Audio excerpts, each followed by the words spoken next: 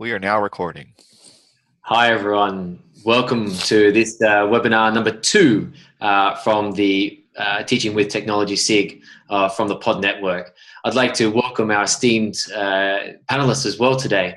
We're going to be having a chat about supporting faculty online, virtual faculty development with online communities and resources. So without any further ado, then let me just quickly introduce if everyone can see Jen.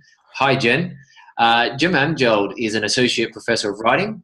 I've got to move these slides on, sorry.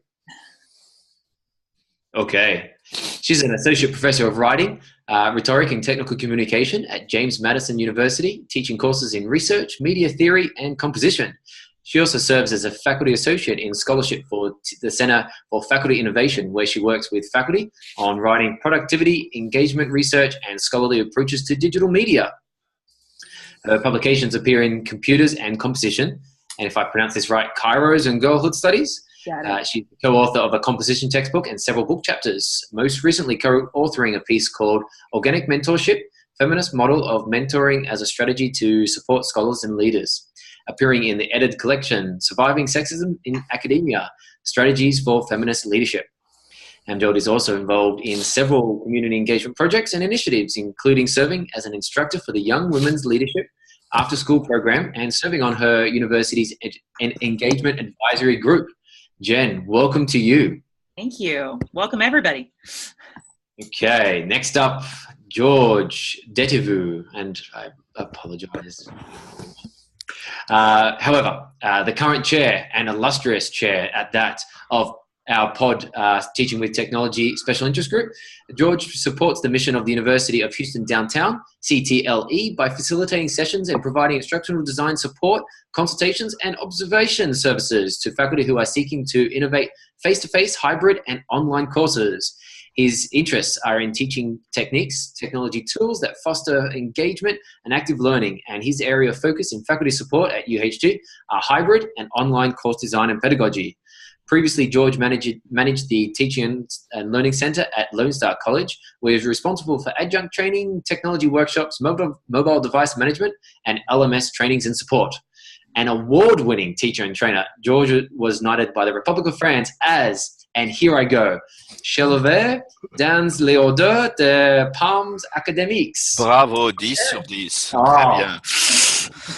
As an OLC certified online instructor, George enjoys teaching ever-changing college French courses online.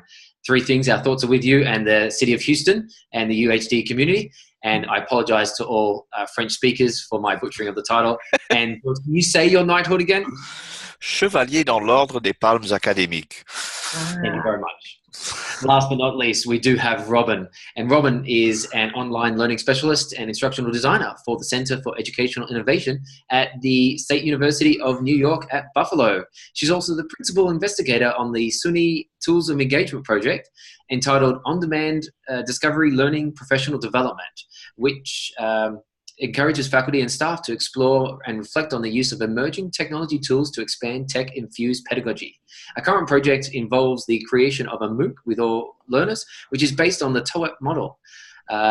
Sullivan has also been recognized through the SUNY Award for Excellence in Instructional Support and the SUNY Chancellor's Award. Robin and panelists, welcome. Thank you. Hi, everybody. So let's just get into some housekeeping. You can probably see the chat window. The chat window, you can put all narrative responses in there. If you wanted to ask a Q&A that can be answered by one of our panelists, then please do that in the Q&A window. Both myself and Julius, the other gentleman down the bottom of my screen, will be monitoring to answer them and to bring them to the attention of the panel. We're also going to have 3 polling questions throughout the webinar, so make sure that you can participate and we'll be sure to engage you in those. It is being recorded and I've got to move some of my panel, sorry, and it will be posted online with the transcription and a link to these will be sent out later. Thanks very much to the Pod Network for funding and transcription services. All right, ladies and gents, without any further ado, let's get cracking. Question 1. Please describe the activities at your campus or institution that relate to the topic of this panel, digital resources and virtual communities for faculty professional development. Jen, I might start with you. Great. I'll get us started. So first of all, thanks everybody for making this webinar possible. I'm psyched.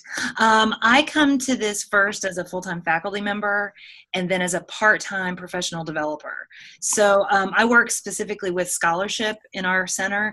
And so I got really interested in how we could kind of capture the technologies that faculty are using and leverage those to get people writing more and feeling like they're part of community. So we have a 3-day kind of key program that we do, a writing renewal retreat, and we take 20-ish faculty off-site for 3 days to kind of write in the woods. And so I got really interested in how we could extend that experience and that writing productivity boost using technology. So that's kind of what brought me to this. Thanks. George?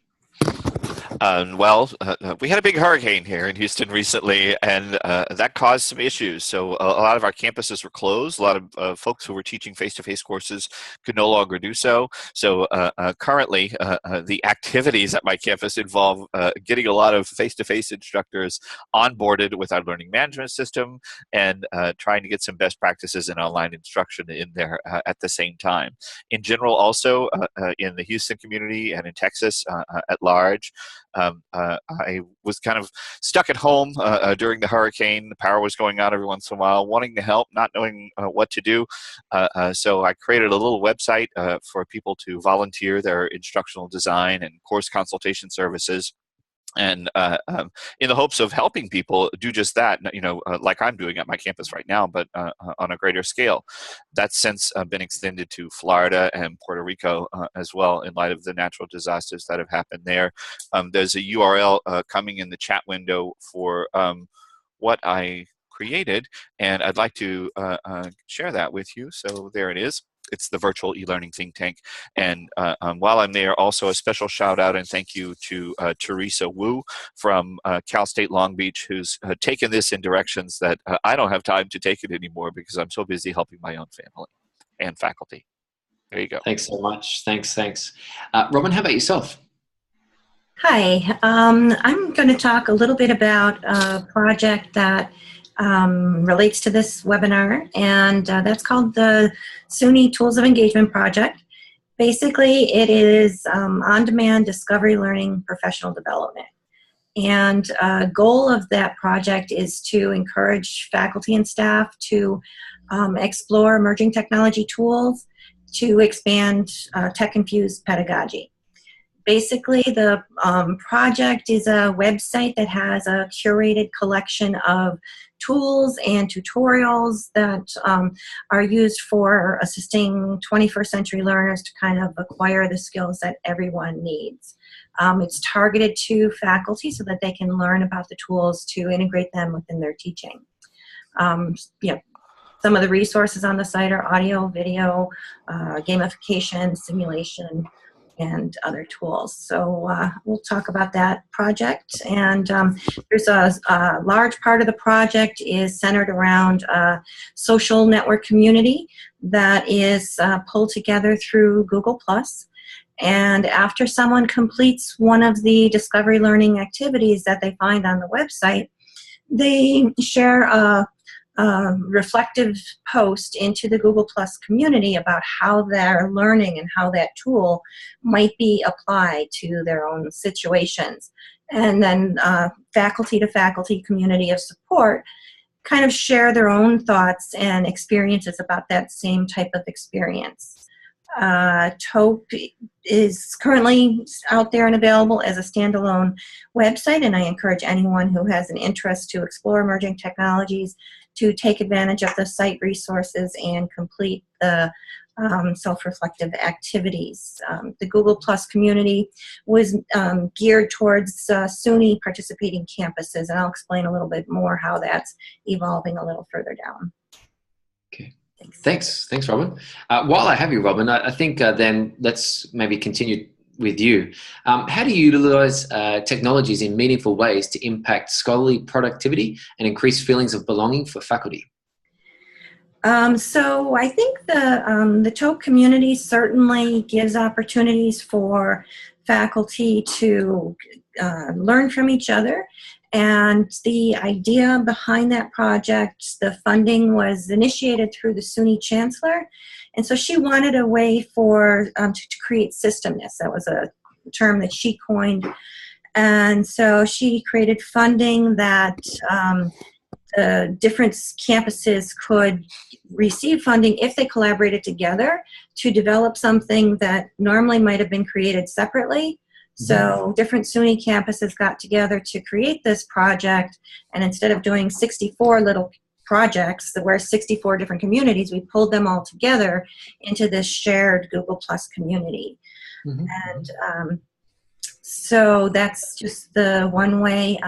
We are kind of elaborating on that project to change it from a community of just faculty, faculty and instructional support staff, to open it up to all learners. So we've received recent funding to transform TOEP into a Coursera-based MOOC that will be open to anyone in the world, students, faculty, staff, professionals, those seeking a job, those who have a profession already, to learn together, communicate, and so we'll be using the discussion forums in there and the project evolves around emerging technologies, so that that will be available soon. So in the chat, people were asking, I'll share the link to the Tools of Engagement site. And then also the MOOC will be available in February, we hope. Thank you. Thanks very much, Robin. The chat is alight with a few questions about that one. Jen, how about yourself for this question? For us, it's mostly been about increasing writing productivity for faculty. As a writing faculty member, I know that writing can be lonely, and we think about it as really solitary. And so we were really interested in thinking about ways to do virtual accountability to keep faculty producing and rolling with projects that they were doing. At the time, I was really super obsessed with MyFitnessPal, which of course I'm not anymore, but I wanted a technology that was available all the time. It could be on your phone, it could be on your laptop, so that faculty could kind of be thinking about their writing more than just when they were logged on to Canvas, which is what we use for a lot of other things. So we really started to think about what kind of constellation of technologies we could put together to serve faculty trying to forward writing projects. Great, thanks. George, yourself? When our center opened, which was not too long ago, we were instantly charged with handling new faculty orientation. And that turns out to be an all-day event that's unfortunately just this series of talking heads that come in and rattle off announcements. And then faculty part ways and go off on their own in their little silos, right? So we were trying to think of ways to keep them together and build a community and keep it going. We did have access to lots of resources. We were already recording lots of our faculty development events. We subscribed to some other things, like the Magna Commons 20-minute mentor videos, etc. And so we're trying to figure out a way to put all that together. So we created a Blackboard course with different modules, and we're calling that our new faculty learning communities. And those will be led by and we're just launching this semester. Those will be led by, we had a hard time coming up with a name for the veteran experienced faculty.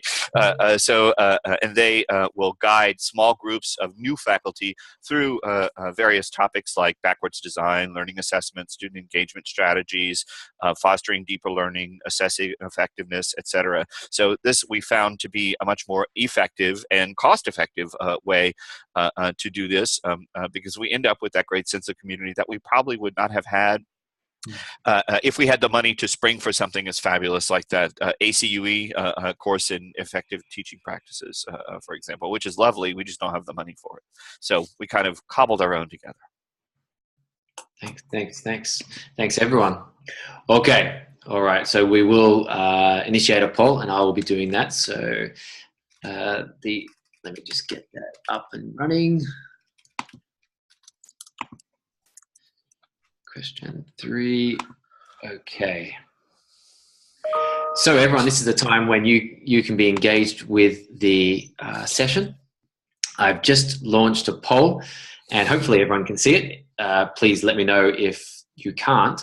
Our poll is, what makes technology tools for building and sustaining community attractive to users?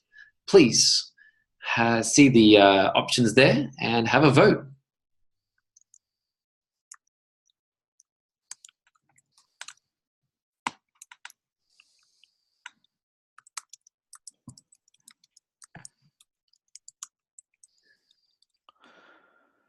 Nick, you're already a pro at administering a Zoom webinar. Very good. I was taught well. This is a great opportunity to see who's nipped out to get a coffee and who's still with us. We've got a great attendance, I tell you. Our panelists have been engaging. So that poll has been open for 1 minute, and I'm going to close it now. And I will share the results. As we can see, the number one response by you, the participants, convenience, closely followed by simplicity, usefulness, sorry, and then simplicity. Okay. Now, panelists, any comments on this? Do you want to see the results again? That would be helpful. I quickly closed them. I apologize. I can report out a little bit too about a pilot study we did. Sure. Based on that retreat where we were trying to figure out how to extend this 3-day event, we started by really asking faculty first what they were using beyond Canvas and what would make them consider using another technology. And so the top 5 I got from our small group was flexibility, ease of use, so not too hard to, not like in vivo, which we're using right now for research, and it's a pretty steep learning curve, that it was intuitive in design and navigation, that it was not overly distracting with a lot of alerts and push notifications coming at people, and finally that it was collaborative. So that was really big with our research group, just like it seems to be about half of the people who responded here. Okay, I see a question in the chat window, and George, you may help me here. It says perhaps attendees can't view the poll results. Is that right? Have I done something wrong? One question was how many voters participated in the poll? So 29 out of 36 people voted for convenience. 28 out of 36 voted for usefulness. Okay. Maybe I've done that wrong, or... No, that was right. Yeah. Nope. Okay. All right. Thanks very much, Jen. Let me move on to question 4. Adoption. We're going to start with Robin. What helps to encourage faculty to adopt a new technology? I think the community aspect is a big part of that. The responses that we just had, that the ability to access something whenever and wherever they're at. The projects that I've been involved with, we've tried to provide some incentives to faculty, and just to try to get them to put the ability to spend some time on their professional development a little bit higher on their priority list. And just kind of the word of mouth, faculty working together with faculty. That is, one of the main aspects that I think the project is so successful. As an instructional designer, faculty can come and talk with us, but when they hear from their colleagues who are actually in the trenches, I've used that. I've experienced that. I've had some challenges. That's, I think, one of the best ways for faculty to kind of adopt a new technology is to hear it from their colleagues. George, Jen, any additional comments? I'll let Jen go first. I would say too that if there's a way that it's workable on your phone really easily, I think that goes a long way for faculty who are on the move a lot. We found, again, some of the stuff we were using like SharePoint and Canvas are a little clunkier when you're looking at your phone, and so we started experimenting with smaller apps like Ink On and Right Now and stuff like that. So just things that were a little smaller, really focused on what we wanted to get done, and also could be in faculty members' pockets all the time. And I would just add, just to sum up, I think on my end, our faculty want to use a new technology if it's enabling them to do something that they were already wanting to do, not something that they were being told to do by the overlords, right? So I think that's probably the best seller. Thanks one and all. Everyone would like to encourage you to send questions in. We do have the chat window there. A few people are sending questions there. We also have the Q&A that should be available for you to send your questions into our panelists. I'll move on for now to question 5. Popular question, probably people are wondering about. What technologies are most popular at your center and for what purposes? Who wants to lead us off? Jan, go ahead. I can get started on this one. Please. I think Canvas has actually, we transferred from Blackboard right as I got here. And so that has been kind of the de facto technology that we felt like all the faculty knew how to use. There was campus support. And it works pretty well as a delivery system for us and to get resources to faculty. But we found that it's not working great all the time to build community. I mean, it feels like one more thing that our faculty had to do, one more class that they were logging into. And so we started really experimenting with Zoom, SharePoint, Google Docs. I mean, we've really kind of started looking at what the faculty in groups want to use versus what we're going to deliver to them. And that's really been, we're still in process, I think, at our center trying to figure out what our gold standard technologies are going to be. Because we all kind of have our favorites. And so we're trying to branch out and ask faculty a little more what they want to use. And my own job as the assistant director of our center is especially to focus on hybrid and online courses. And so we have a couple of pilot programs that we've launched to encourage the use of more multimedia in online courses. For example, we've issued Surface Pro tablets to a small group of about 12 faculty, and they are using them and Camtasia to create videos for their online courses and exploring some best practices in video creation at the same time, not just on the clicking side, right, but on the pedagogy side. Also, Zoom itself, that's actually become quite popular within the last couple of weeks because, like I said, we have a lot of people who were teaching face-to-face courses who can no longer meet in person because there's no longer a viable physical space for them, so they're having to meet via Zoom. So people are using Zoom for web meetings. They're using them to make lecture videos, whatever, feedback videos, anything like that. And our university has activated the cloud recording option in Zoom. So that makes it even easier for faculty to make video recordings instead of having to get the video file and then figure out how to upload those videos in our media site server, which is kind of a clunky process. It's a great tool, but it's a little clunky for a new user. Thanks. Robin, how about you? I think one of the pieces that a section within the TOEP project that's most frequented is the section about video. And so we have a lot of faculty that are gaining interest in flipping the classroom and trying to take the part that is normally the passive version of what they would do and capture that in some way to make it available to students.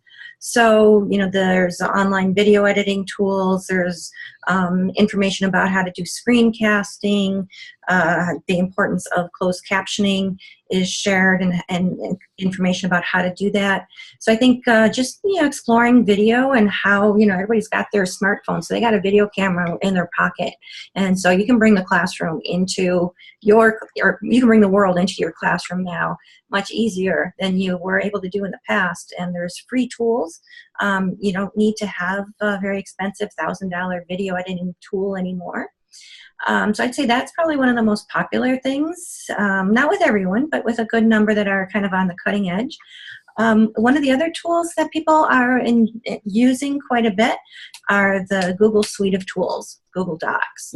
And again, the collaborative aspect of those tools, having somebody be able to work together to create the same thing is a really big advantage of Google Docs and the calendars. And within the SUNY system, though, there are, I said we had 64 different campuses. Well, we probably have at least 180, if not more, that many configurations of how the Google tools are adopted at a campus. Some do not share it with their campus, and so people have to have a personal account. And some campuses provide Google Apps for Education to all faculty, staff, and students. But there's always some ways where people will figure out how to use it with their classrooms and how to collaborate. Google Box on the enterprise level has been something that UB has recently adopted for storing and sharing files. And yeah, I think just the idea of using more visuals and imagery, how you can find those images that are legally and ethically able to be used, is another thing that is something that people are asking about and using. Okay, thanks very much. This question did get a few questions from the audience, so I'm going to quickly ask you these questions. So Ellen says, could you describe these communities in a little more detail so we have an idea of what it would look like? For example, how formal or informal are these groups? Jen, perhaps you could answer this one. You've answered in the chat, but expand on it, please. I started. I'm not fast enough typing. So we really wanted it to be organic groups. I think George was saying earlier, like something not coming down from the overlords, right? And so our last summer retreat, I talked about writing accountability groups. And one of our faculty members said, hey, I'll start one. And so she used an Excel spreadsheet that they circulated, and you were supposed to sign in once a week about how long you wrote or, what you got produced that week. So it was very informal. And I think the challenge, Ellen asked later, like, what are the challenges of those kinds of communities, is sustainability. So that particular team, about 12 of the 20 at the retreat joined. I think 5 or 6 were really active for 2 or 3 months, and then it went away. So for us, it still felt like a success. It extended a program a little bit more than it would have been. And it was pretty minimal output from our end of it. It was kind of faculty run. I jumped in every now and again and just participated. But those are kinds of hard things to scaffold into ongoing programs and figure out like what our role as professional developers should be in them. Thank you. Thank you. Would encourage everyone, if you have an idea for a popular technology at your institute, then why not send it in the chat window? Let everyone know what you're using and how you're using it as well. George, Robin, anything else to add for the question, which was, could you describe these communities in a little more detail so we have an idea of what it would look like? Sure. So before I forget, just a couple of other questions related to Zoom and Camtasia. Basic video editing, they don't find challenging because I do offer support, and I had a quick training with them on how to do that. More advanced use of Camtasia is probably a little scarier for my Surface Pro tablet users. That's a small group of 12 people. They're not getting a stipend. We had a call for applications. The carrot was that you get a Surface Pro, and also we enroll you into OLC workshops, like audio and video tools, those kinds of things, and we give you a stipend for having completed the workshops as well. So the new faculty learning communities, that's how we're continuing our new faculty orientation. For those are small groups of 4 to 6 faculty. It's on a volunteer basis. There's no stipend involved, and they're together for a year as they work their way through modules in Blackboard. Robin, one came in specifically for you. What are you using for closed captioning? Speaking of my particular institution within SUNY, which is the University at Buffalo, we don't have a centrally supported closed captioning service. Some of our institutions, our sister school and other campuses throughout SUNY do have access to closed captioning services. What we recommend here at UB and the instructions that we provide is how to use the closed captioning within YouTube.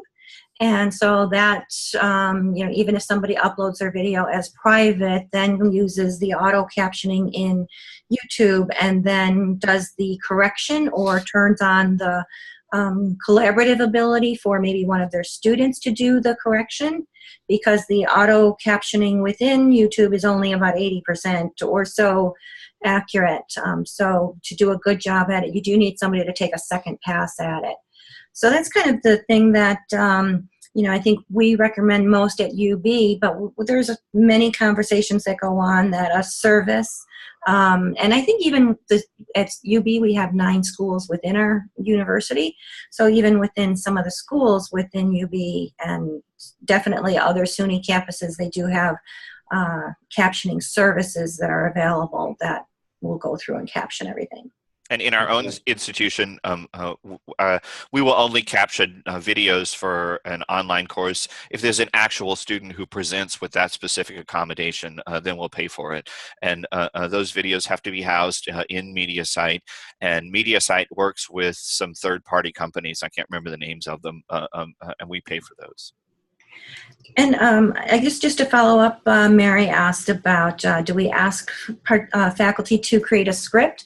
That's kind of a case-by-case basis. Everybody has their own way of doing things.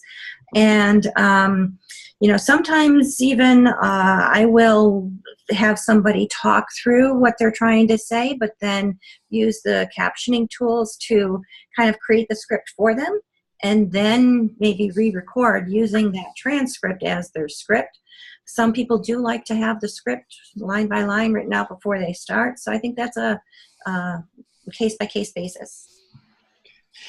Question that came in on the chat window related to Google Apps. At this institute, a medical institute, Google Apps are discouraged. I think all of us on the panel may have used it from time to time. So what are your thoughts about the possible issues with confidentiality in Google Apps? Jen? Robin, you probably have the most experience with that, don't you?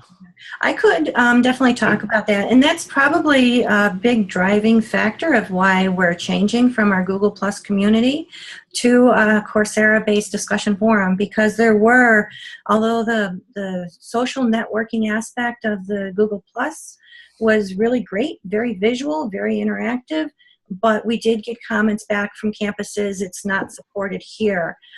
Even if it wasn't supported, we had some people that would use it, a personal account, and keep it separate from their campus account. So that was a downfall. The campuses that do have Google support for, even like our campus has support for Google Docs, for the students, for the Gmail and the calendar, but when it came to the Google Plus community, our access for students was not available, and so that made the configurations of what was available and what was not. So we always, try to share alternative options. If you're not able to use a Google Doc, then is there other tools? Sometimes there are tools that are built into your learning management system, which are very useful. We use Blackboard at UB. Blackboard's the recommended SUNY LMS, but there are many campuses within SUNY that use other LMS. And so they have built-in wikis, and those are, if you do not have access to the Google tools, just as good. And the box is kind of separate but similar to Google Drive, and so that's now supported by our institution. Okay, thank you very much. So we do have another question in the window. Panelists, how do you spread the word about virtual communities? How do faculty learn about how to participate in these communities? In my own case, here at University of Houston downtown, we found that we get the most traction by working with our advocates. So find out who our champions are in a specific thing and go through them. Another way is working at the department level. When we created our center, we just offered all these random generic training sessions and events for everybody, and sat there scratching our heads wondering why nobody was showing up. And it was because we weren't going to a specific department and finding out what their departmental needs were, and working with them to create an event just for them. We also have faculty fellows in each college, so we use our faculty fellows very heavily, and they help us spread the word. I can send 20 emails out that are going to get deleted, but if I ask the faculty fellow to go and find me 10 people who are interested in this thing, she'll do it today, and it'll work. So work with your champions. Jen, how about yourself? How do you spread the word? I think that a lot of times our virtual programs begin at a face-to-face program. So we will kind of start a conversation and realize that there's more to be done. Or we'll get a group of writers together to do a face-to-face, like finish your writing project, another thing that we do pretty frequently. And at the end of the 6 or 8 weeks, the faculty still want to hang out. And so we provide for them a space where they can kind of continue that community. But yeah, I think a lot of times it's them meeting each other face to face before they join this virtual space together. Seems to be working. Thanks. Julius, have I missed any questions in the Q&A or the chat window? Just let me know if I have. I was answering in a little more detail the question about confidentiality of data, because I also develop software, and this is a big one because all the services like Amazon Web Services, all the sort of cloud things are becoming increasingly relied on by everyone. It's not just one vendor or the other. It's across the board. It's sort of a shift in the way people do software as a service and industry. And so even though there are these, there used to be a lot of these self-hosted solutions where you literally set up a box that you can see, that you can physically hold, that you can, your IT staff can interact with on campus. For a variety of reasons, this is becoming increasingly sort of phased out. So the issue about confidentiality is a big one, because that's, of course, the trade-off that you get when you rely on decentralized cloud services. Yeah. One question has come in, and I think we'll do this one and then we'll move on to the next question. It's relating to the transition away from Google Drive. This specific, Karen is moving from Google Drive to Office 365, a similar situation at my university. So Jen, George, I know Robin has moved away from Google Drive to Coursera. Is that right? No, I don't think I'd word it like that. So the one particular project is switching from a Google Plus community to Coursera. Okay. The campuses that had do use Google Drive are still using them, but there is one of the SUNY campuses I can think of that did switch from Google tools to the Microsoft One suite of tools, if that's what it's called even. But I do see in the chat too, I think Office 365, there's some pieces of that are not as equally compatible across platforms, like the Mac platform. There's the one PowerPoint edition that's really good. I forget what the name is escaping me, but it's not Mac compatible. So. In a broader context, transition away from one technology to another. Jen or George, do you have any comments or thoughts on this? Sure. So we are in the process of changing lots of things at my own institution. For example, we're changing from Banner to PeopleSoft that handles enrollment and student data, and that's kind of a bumpy ride for some people, but it's going to enable us to do lots of other good transitions as well. So we'll eventually have to update our learning management system and some other tools, or at least change the way we host our learning management system. So we host our learning management system here on our campus. And here downtown, our campus becomes an island if we get a couple of inches of rain. And then the servers go down, and then we can no longer access it. So we don't even have managed hosting for our learning management system. So hopefully that's the next thing that we're going to switch to. At my previous institution, I was a very active part of changing of our learning management system from Angel to Desire to Learn, and that was a bumpy ride, but I think people are very comfortable with it now. It takes a couple of years. You have to start with a pilot, and you have to learn what works and what doesn't work right away, and get the word out to people. One of the things, I want an answer to this because I'm a resistor of the 365 too. I'm a Mac user and I'm grumpy often. But one of the ways we've worked with new technologies on our campus, for example, we just got a license for in vivo research software.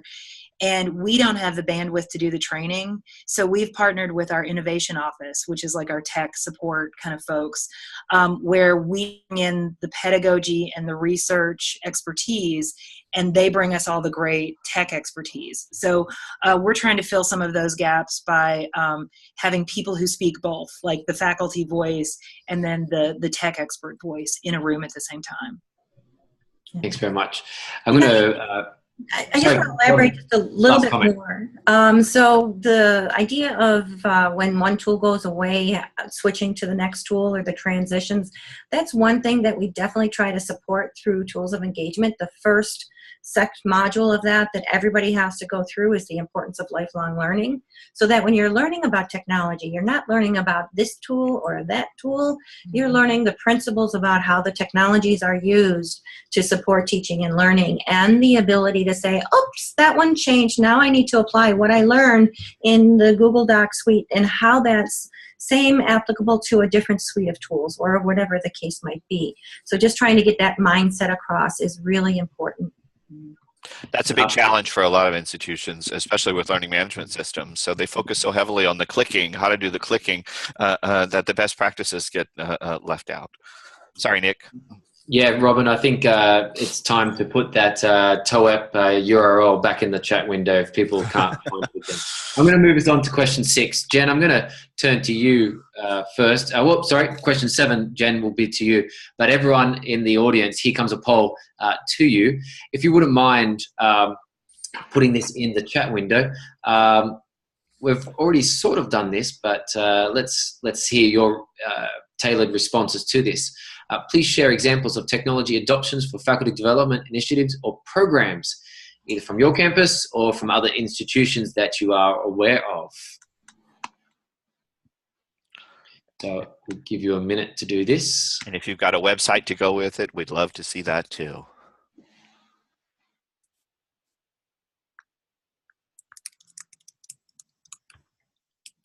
Cue elevator music.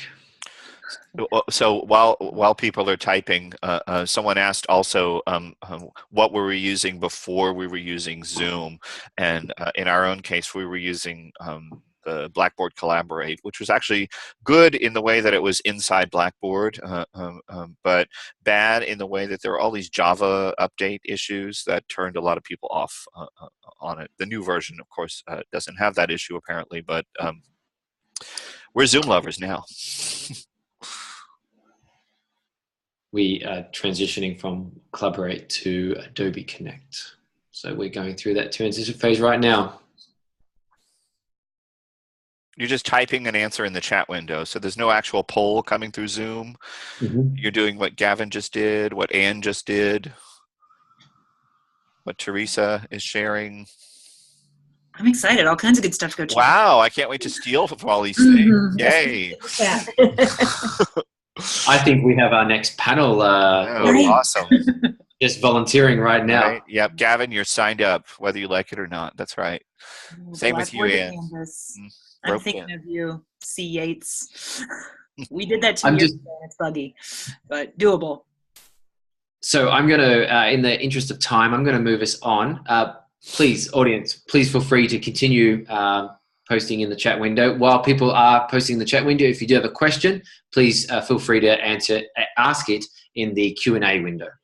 Okay, Jen, I said I'd come to you. What challenges face faculty development centers and staff when it comes to using or adopting certain technologies for programming? Many. One of the things we've really thought about is time, because there's so much work to be done in content and in face-to-face work with faculty. To make ourselves technology experts can feel really daunting for a lot of faculty developers. I think one of the other things I've noticed from myself is that we get kind of siloed in our own technologies. So there are some things that I really love to use. I really hate SharePoint. I hope there's not a SharePoint rep on here. It makes me angry. So I will do nearly anything to keep from using SharePoint. But some faculty really love it. So the ability to kind of stretch yourself into new technologies, I think, is something that faculty developers need to bring to this conversation. I think the big challenge, too, is also to take time to listen to faculty.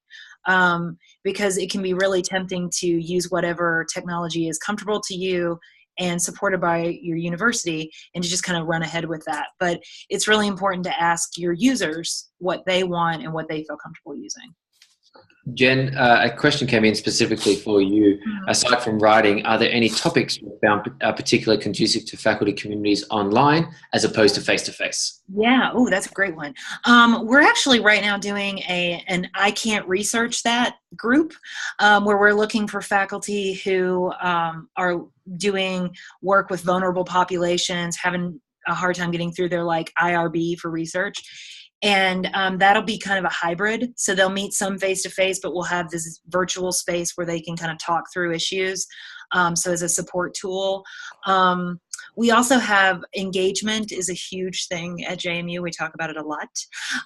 And we have done some virtual discussions and communities around that, and are continuing to kind of brainstorm ways to make that happen more. Thanks, Jen. George, how about yourself? Challenges at UHD? Well, budget, of course, that's a big challenge. You know, I already mentioned that fabulous ACUE course. I'd love to enroll every single one of our new faculty in that course and spring for it, but we don't have the money for it, so we had to cobble something together ourselves. Another issue that we encounter lots of times is that if the technology isn't university supported, if it's not supported by the IT folks, you know, if it's not on that official list of things that they'll support, it becomes a challenge. So it's kind of often hard to keep our early adopters excited because they get frustrated when the university isn't necessarily completely willing to support the new thing, right? Whether it's a Surface Pro or VoiceThread or whatever it is, right? So we have to make sure that we channel those early adopters, people who want to use some new and exciting technology, into some initiative that gives them the opportunity to do that. So we have funded programs like teaching circles or our course innovation initiative, things like that, that gives them a budget and allows them to spend money on these kinds of things. Mm-hmm. Robin? Yeah, I think I just want to elaborate a little bit about the support idea. So, you know, there is many times, especially when you're dealing with some of the new and emerging technologies, that IT support in your department or school isn't always right there. And even if, you know, sometimes they just do not support, don't have the resources to support it. So don't be afraid for faculty to learn from your students. Students do know how to use the technology tools, get support from your colleagues, and then most importantly, learn how to find solutions to whatever issue you are trying to address. So, you know, how can you, you know, search out the web? I mean, you know, first go to YouTube. Is there an answer when you're trying to learn, you know, a new tool? Is there somebody out there that's already created a tutorial that you can share with your students instead of always having to recreate that wheel? Thanks very much. Okay, our last poll. So I'm just going to quickly grab the text for this. Everyone can see it on the screen, but I'm just going to put it into the poll. And this is a clicking poll also. So you have to... Yes. Okay, and it's already there, of course. All right. All right. So I don't know where the poll is on your screen. I heard it covered the slide before. So if you can't read the question, it should be on the poll. However, I'll read it for the recording, the transcription. What technologies do you use to support and encourage faculty scholarly productivity and or community building? The poll is open. Please vote away. Vote early, vote often. No, wait, can't do that.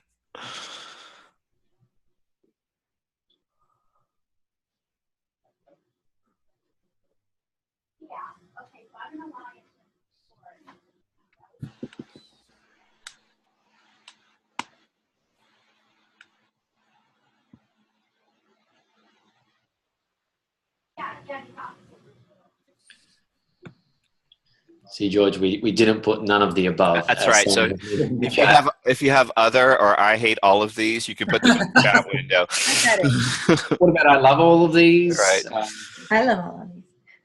But great that you are here. And I'm such a terrible test question writer. Sorry about that. Yeah. Okay, so I'm going to end the poll now. We've had about 60%. Any last votes coming in? Okay, so I'm going to end that poll and share the results. Perhaps you can see the results on the screen. If not, we had a tie for 50% of the votes. Google Drive, so the Google apps, and collaboration software such as Hangouts, FaceTime, and Skype were most popular, followed by videos, YouTube and Vimeo. Social networks, blogs, productivity tools all came in fairly close to each other as well. Okay, I'm going to stop sharing those and close that. Panelists, Jen, Robin, George, what technology did you use to support? Any comments on this? I'll let Jen go. I would just comment on Trello has actually been working really well for us lately. And I'm wondering for the people that are at the medical institution, it might be a little more closed.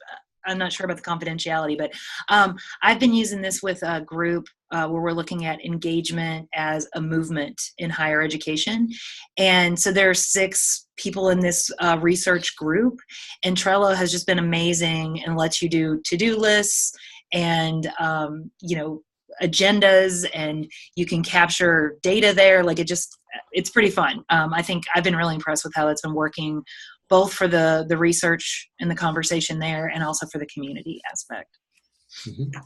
I would agree wholeheartedly. We have actually I use Trello with my director, so we plan our center's initiatives through Trello. All the things that are coming up for next semester, we do that. It's great for project management. We also use it for expenses and things like that. So we've roped our office admin staff member into using Trello with us. So when we have receipts that need to be reconciled, she knows that she has to go in Trello to find them. So there's no more delivering them to anybody. So we just scan them and pop them in Trello, and she knows exactly what to do with them. So that's saved a lot of work. Our faculty fellows use it as well. Part of the reward for being a faculty fellow is a pittance of a stipend, but they do get to spend it, but they have to turn in receipts. So they use Trello with us as well. Robin? And I guess I also want to just mention that the learning management systems are also a technology that can be used for supporting community. And another program that we have in place through SUNY is called Quality by Design. And that's delivered through an online 4-week asynchronous course in Blackboard. And so there again, it's faculty learning from faculty, and that is, it's kind of based more on the SUNY Oscar rubric on the qualities that create an effective course design. And that's also available, to build communities. So many different ways to get people together through technologies. We've experimented just a little bit with like Facebook. People of our generation love it. My students hate it. But it's a really nice place to, again, if you're really focusing on the community, getting people excited about a project or extending a project, I think something as simple as a Facebook page, it just feels a lot different than being on Canvas to me. And so that has been fairly useful in some of the programs we've done. Yeah. And a little bit of that. Sorry, Robin, go ahead. Yeah, Facebook is another great community builder. So we've been using that for Women in STEM group. And so just being able to share different events that are happening around campus that are available for our students and for our faculty. And people are kind of building a little community, and it's all through the posts that are generated through Facebook. And then you don't have to be a friend of the page in order to read what's happening. And so again, you can keep that personal and professional separate. Right. Panelists, I think a little bit of conversation in the chat window around Slack. Anyone used it? Anyone got any thoughts to share? I haven't used it in our center or with our faculty, but as I mentioned in the chat window, our Blackboard support team uses it within their group. Yeah, My wife and her team at the New York University in Abu Dhabi use Slack, and they've used it for about a year now, but can't talk about any of the affordances of it. There was some talk also recently here at my own institution about Yellow Dig, which is kind of Facebooky plus an LMS, and people seem to like it. I don't know whatever came of it in terms of purchasing the product and adopting it, but I really enjoyed the demo session of it. Okay. Well, in the interest of time and getting out of here on time for our audience, thank you very much to our wonderful panelists, to Jen, George, and Robin. Please stay tuned for video and transcription. We'll be sending that out to the registration group and putting it online. If you have any ideas, suggestions, or requests for future webinars, please email email George at the email address on the screen. I'm going to leave that up just for a little bit longer before I go to the next slide.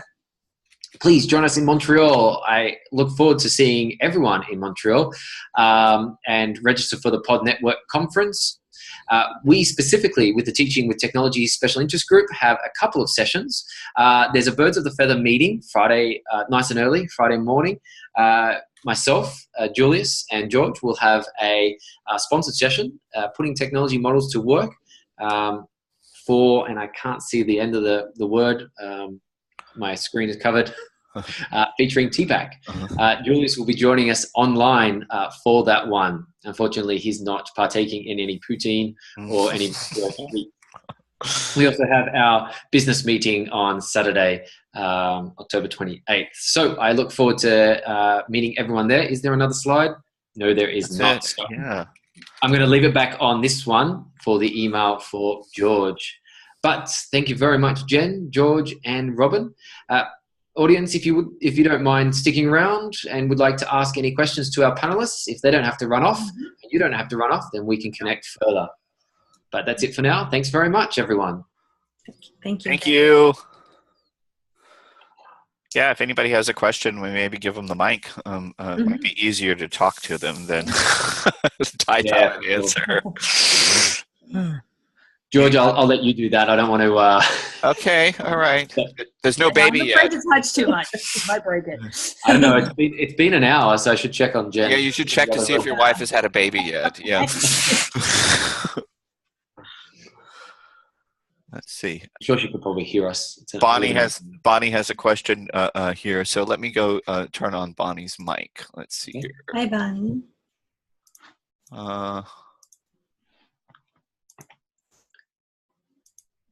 I feel like this is going to be a George answered question because he's a Zoom expert, I think. Where'd she go?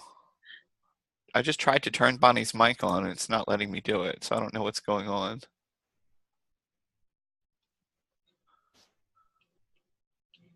I don't see her. In the I think it booted her out of the list. I promoted her to panelist and then she went away. So I don't know what happened. Bonnie's video is on and she's waving, but oh my gosh. Yes. Oh, there we are. So, okay. Yes. Whether it was what connection and got kicked off once before, we may never know. But my question was, and now I actually do, it looks like this particular setup of Zoom is simplified perhaps so that participants don't have access to all the things that I'm used to. Right, yeah. So what you're looking at right now is the webinar instance of Zoom. So when you have Zoom Pro, you also have the option of using the webinar feature. So here at my own institution, they'll only give that out to people who ask for it, and then they'll take it away, and then your license reverts back to your regular Zoom Pro license. So because I'm hosting these webinars, I have access to this fancier version that lets me decide whether or not I want the attendees' mics and webcams to come on when they join. I can let other people take control as hosts, as presenters. You can do polls in here as well. You get unique URLs for the panelists as well. And the web interface is really, really nice where you can go to set up your webinar. Does that answer your question there, Bonnie?